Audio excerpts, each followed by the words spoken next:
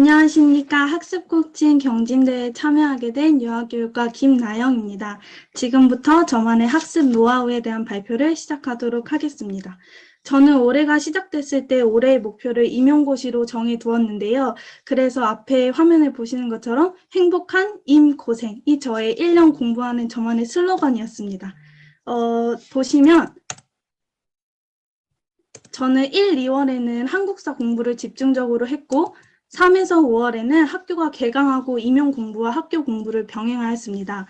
방학 기간인 6에서 8월에는 임용 공부에 집중해 가장 많이 공부를 했던 시기였고 9에서 11월에는 그동안 공부했던 내용들을 단권화시키는 작업을 하고 11월은 실습까지 병행해야 해서 새로운 내용을 추가로 공부하는 것보다 기출풀이를 집중적으로 했던 시기였습니다.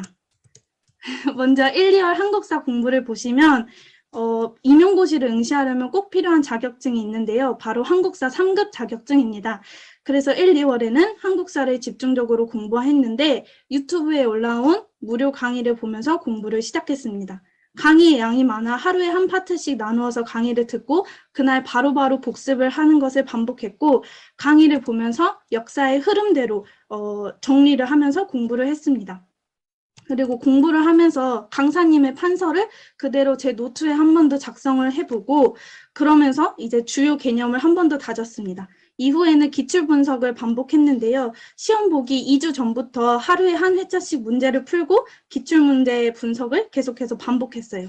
그리고 시험 보기 2주 전부터 그리고 이제 부족한 부분들을 계속해서 피드백하면서 기출 분석을 했습니다. 그리고 시험이 일주일 남았을 때는 판서 노트를 정리했던 것을 한 번 더 구조화해서 40강의 내용을 A4 11장으로 저만의 노트를 만들어서 그것만 가지고 계속 복습하고 이제 기출을 풀이를 계속 반복했습니다. 그래서 그 결과 바로 합격을 할 수 있었는데요. 한국사 공부를 하면서 바로 합격할 수 있었던 방법에는 강의를 들으면서 그 내용을 제 것으로 만들기 위해 저만의 노트를 만들고 기출을 많이 풀어보았던 것이 제가 바로 시험에 합격할 수 있었던 방법 같습니다.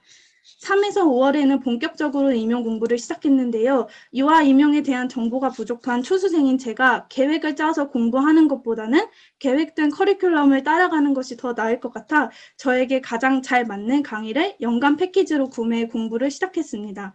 공부를 하면서 가장 먼저 들인 버릇은 스터디 플래너를 작성하는 것인데요. 아침에 일어나서 오늘 내가 할 일을 공부량을 딱 정해두고 달성할 때마다 체크를 하면서 공부를 했더니 뿌듯함과 성취감을 함께 느낄 수 있었습니다. 그 다음으로는 형광펜 활용하기입니다.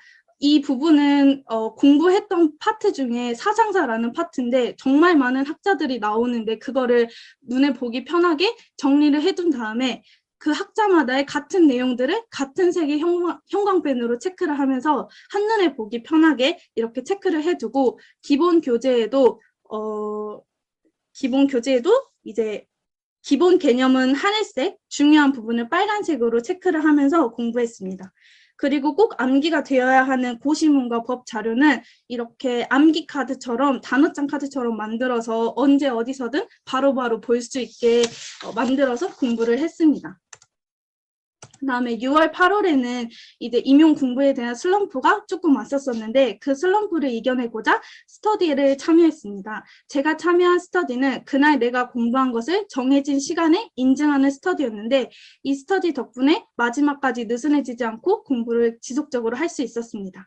또 공부를 하면서 점점 핸드폰을 만지는 시간이 길어져서 집중할 시간을 정해두고 그 시간 동안 핸드폰을 이렇게 잠궈주는 어플을 이용했는데 이 포레스트는 내가 공부하고자 하는 시간을 설정해 둔 다음에 그 시간 동안 핸드폰을 잠궈두고 달성이 되면은 이렇게 나무를 하나씩 심어주는 그런 어플이었습니다. 이 어플 덕분에 핸드폰을 들여다보는 습관이 줄었고 이 어플의 또 다른 장점이 내가 하루 주간, 월간별로 집중한 시간들을 체크할 수 있었는데 이 집중하는 시간이 늘어날 때마다 새로운 동기부여도 주고 뿌듯함도 같이 느낄 수 있었습니다.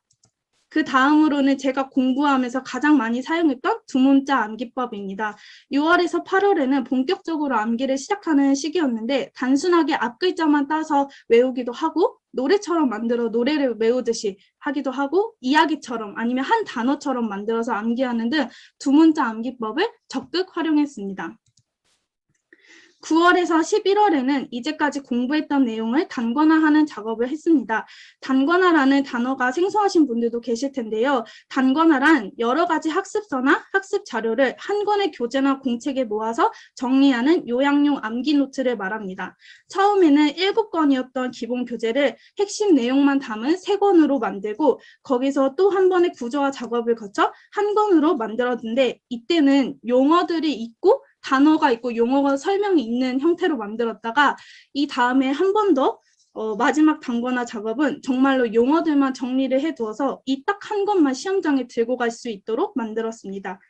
그리고 이 시기에 기출 분석도 많이 했는데요. 기출은 연도별, 영역별, 파트별로 나눠서 정리한 다음에 기출을 풀었고 같은 영역의 동형 문제들도 함께 보면서 괜찮아 보이는 문제들은 별표도 해놓고 그 문제들을 마지막에 다시 한 번 더 풀어보면서 그렇게 공부를 했었습니다.